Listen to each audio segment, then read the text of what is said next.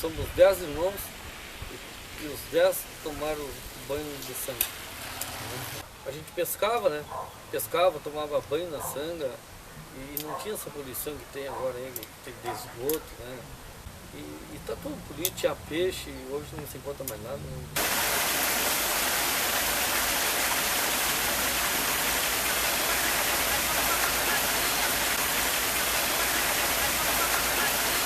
O saneamento básico é um direito assegurado pela Constituição Federal e essas medidas devem ser adotadas pelos 3 níveis de governo: o municipal, o estadual e o federal. Entretanto, de acordo com os dados do Sistema Nacional de Informações sobre Saneamento de 2012, 103 milhões de pessoas não estão conectadas às redes de esgoto e apenas 38,7% dos esgotos gerados são tratados. Segundo o ranking de saneamento feito pelo Instituto Trata Brasil, várias capitais brasileiras estão entre as cidades que têm as menores taxas de fornecimento. Em Porto Velho, por exemplo, apenas 2,7% da população tem acesso à coleta. Macapá, Belém e Teresina também se destacaram negativamente. Entre as 100 maiores cidades brasileiras, apenas Belo Horizonte, Franca e Santos oferecem coleta de esgoto a 100% da população. No momento que nós temos uma sanga contaminada, essa contaminação ela não é pontual. Esse material, principalmente o resíduo, ele é levado, então a contaminação ela é mais ampla. A contaminação é do local, mas acaba contaminando todas as áreas próximas e principalmente o rio, né, que é a referência hídrica de São Gabriel. Segundo o Plano de Saneamento Básico de São Gabriel, a baixa cobertura da rede coletora trata-se da principal deficiência dos serviços de saneamento da cidade. Então, o saneamento da cidade hoje, no que tange a parte de tratamento de água, é de bom para ótimo. Já a parte de tratamento de efluentes ainda está numa fase muito deficitária. A gente é tratado e coletado apenas 15%. Ainda vai ser preciso a gente fazer essas obras para que até 2020 a gente consiga universalizar e chegar até 90%. Já a parte de resíduos, aí já não cabe a parte da São Gabriel Saneamento, né? Porque o nosso contrato é exclusivamente para tratamento de água e tratamento de efluentes. A inexistência de um sistema de coleta e tratamento dos esgotos que cubra toda a área urbana é um problema que traz reflexos negativos na saúde pública e meio ambiente através da geração de condições insalubres. A água contaminada drenada das valas, juntamente com eventuais efluentes das fossas dos imóveis que não dispõem de rede coletora, estão sendo encaminhados para os corpos receptores, deteriorando a qualidade da água desses mananciais. Caracteriza-se assim, além do impacto sanitário, o ambiental. A São Gabriel Saneamento, hoje, ela não tem responsabilidade na Sanga da Riviera. A responsabilidade da São Gabriel Saneamento é coletar e tratar o efluente que é recebido. A responsabilidade da São Gabriel Saneamento é fazer a construção da nova estação de tratamento de efluentes, fazer a construção da rede de esgoto, que vai evitar que o efluente, hoje, que é lançado nas sangas, tanto da Riviera quanto nas demais sangas que a gente tem na cidade, vai evitar que esse efluente vá para lá e vá para a estação de tratamento para ser tratado e evitar poluir ainda mais o rio Pacacaí, como é o que está acontecendo hoje.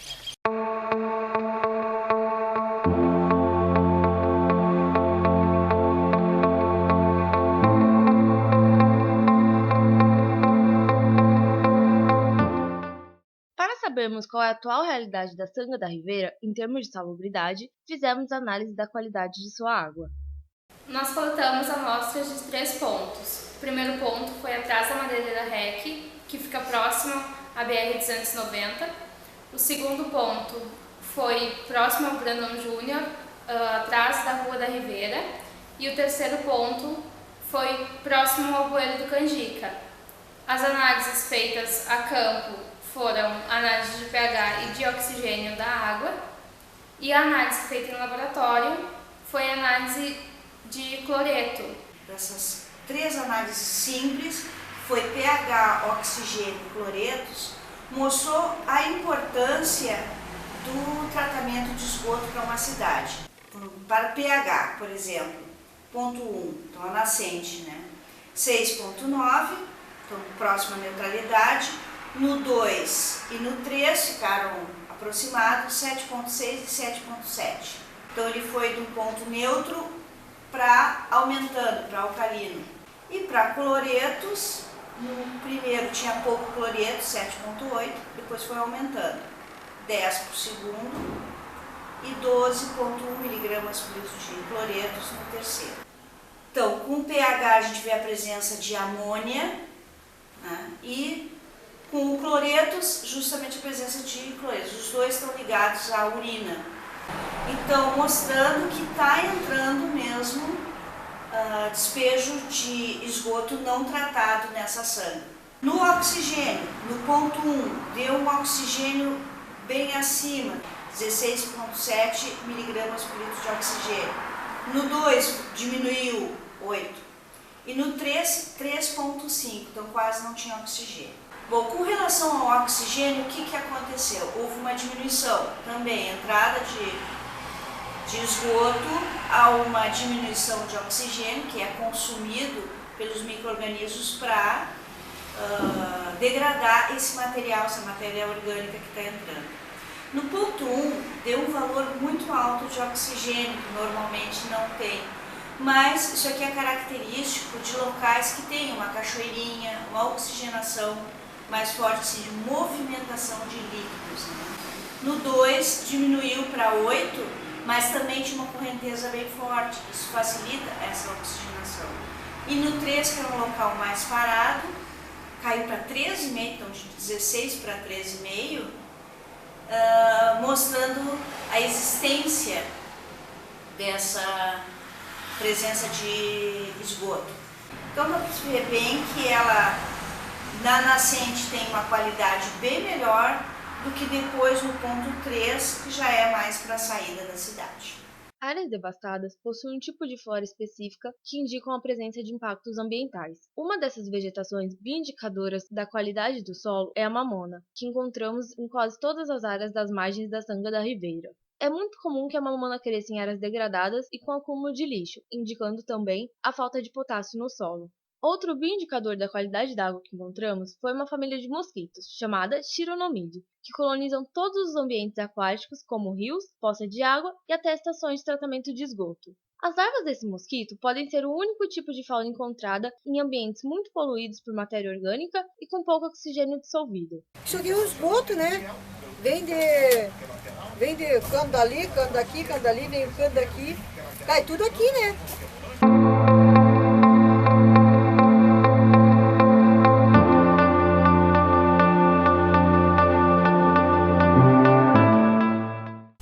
Aqui no Três Canos, a gente chama de Três Canos, ali tem dias que a poluição dá tanta, aquela espuma, que ela sai para cima mesmo, então está com uns 3 metros de altura.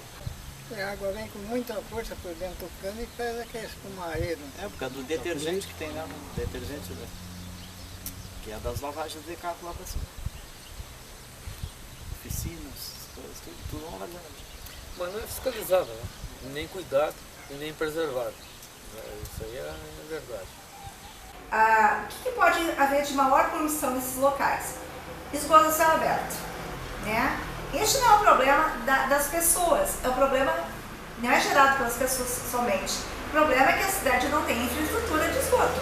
Então o esgotamento sanitário não existe. O que elas vão fazer? Elas vão puxar um cano e vão levar até a Sanga, né? A deposição de lixo na Sanga. Isso é um problema das pessoas, né? Da consciência de levar, de colocar corretamente, de dar uma destinação correta para esses resíduos. Agora, eu pergunto, será que esses locais têm coleta de lixo? Pelo conhecimento que nós temos aqui no município de São Gabriel, acontece em todos os bairros do município, né? Então não tem por que as pessoas jogarem lixo na Sanga da Ribeira. Então, segundo informação da Prefeitura Municipal e da empresa responsável pelos resíduos, há coleta em todos os bairros. Então isso aí é uma falta de mudança de comportamento e atitude das pessoas, né? Até mesmo, de repente, até uma reeducação ambiental com essa comunidade ribeirinha da Sanga, né? A ocupação irregular, ela não é uma característica só do município de São Gabriel. A ocupação irregular, ela acontece em todo o território brasileiro, né, devido à sua urbanização acelerada que aconteceu a partir da década de 50 do século passado. E aqui, obviamente, né, a gente por ser uma cidade de porte menor, a gente consegue visualizar melhor o problema, ele é mais abrangente. Então, o que acontece? Essas pessoas, elas ocupam terrenos, né? Onde não existe uma infraestrutura, né? Então, nós temos aqui dois agravantes. A ocupação de áreas de APP, que é, no Código Florestal de 2012, existe uma particularidade em relação às APPs urbanas. Então, essa ocupação, embora não seja clara quantos metros seria de áreas não edificáveis, né, que seria no caso de projetos de interesse social, tem os projetos específicos. E aí nós temos um valor que é de 15 metros. Possivelmente a área que vocês tenham feito essa avaliação, essa coleta de materiais, sejam áreas onde há um predomínio, não quer dizer que seja total, há um predomínio de ocupação irregular. Tá? Então, esse problema ele se agrava não pela falta de política pública. Ela existe, né? Existe políticas públicas, mas da falta de aplicabilidade dessas políticas. Bom, de 50 anos pra cá ela vem piorando, cada vez pior, né? Cada vez mais poluição.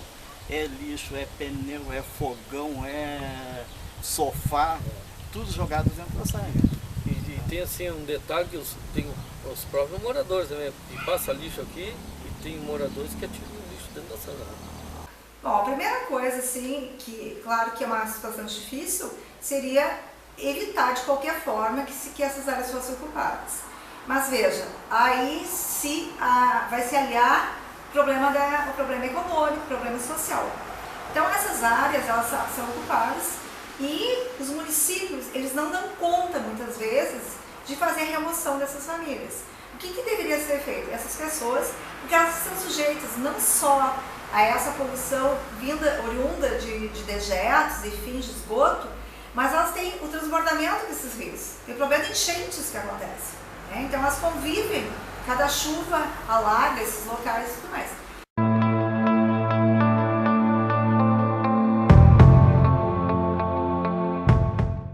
Então o assoreamento dos rios ele ocorre pela entrada de sedimentos dentro do leito do rio e também pela entrada de lixo e de outros materiais. Por que acontece isso? Quando ocorre erosão do solo, o solo descoberto, sem vegetação, o impacto da gota da chuva leva a uma desagregação do solo e com o escoamento da água, esse solo acaba indo para as áreas mais baixas e acabando entrando no leito dos rios. Ou a população, por desconhecimento, acaba jogando esses materiais sobre qualquer área ou dentro dos rios mesmo. O que acontece com esse assoreamento? Diminui o volume de água dentro dos rios. Qual é o prejuízo disso? Qualquer chuvinha pode acabar levando uma enchente e prejuízos para essa população que mora ao redor desse rio. Tem umas casas que fica por aqui a água dentro de casa quando vai enchendo. Aqui logo que eu comprei aqui, não tinha esse muro, não tinha nada aqui, né? E nós saímos, quando a gente voltou, a casa estava cheia d'água. Cheio de água. Tinha um morador ali que agora já faleceu, mas ele já tinha até umas cordas presas na casa. E começava a chover, ele atava na cama e puxava a cama para cima para largar as coisas em cima. Aí ele levava a cama. Geladeira, ele ia lá e tirava o termostato da geladeira, né, que é o que poderia queimar, e deixava dentro da água. Bom, o que a gente pode fazer para evitar esse assoreamento? Primeiro, não jogar lixo onde não deve ser jogado, né? Fazer o descarte correto desses materiais. E quanto à erosão, sempre manter o solo protegido com vegetação e principalmente manter as áreas à margem dos rios sempre com vegetação, porque a mata ciliar ela é como se fosse um filtro que filtra esses sedimentos, esses materiais, evitando que cheguem dentro dos rios.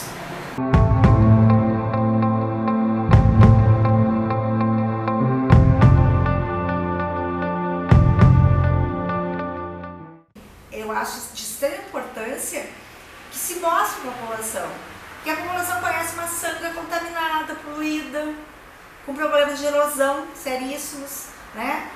Como vetor de doenças. Certamente tem altos índices de leptospirose e outras doenças nesses locais, né?